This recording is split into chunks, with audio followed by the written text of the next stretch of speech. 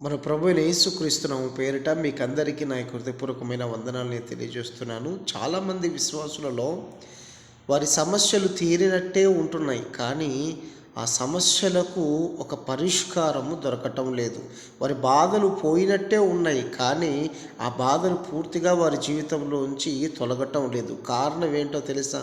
మనలో మార్పు లేకపోవటమే. మార్పు ఆశీర్వాదాలను తెచ్చిపెడుతుంది. మార్పు దీవెనలను తెచ్చిపెడుతుంది. అంటే మన జీవితంలో ఇక వ్యక్తిగతమైన జీవితంలో ఇక సమస్యల సుడిగుండం నుండి బయటపడాలంటే మనం పూర్తిగా ఆత్మీయతగా మారితే తప్ప మనకు పరిష్కారం దొరకదు. కాబట్టి పరిష్కారం కావాలి అంటే, సమస్యలకు ఒక మార్గం కావాలి అంటే, నీకు ఆనందం రావాలంటే నువ్వు పూర్తిగా మారాలి.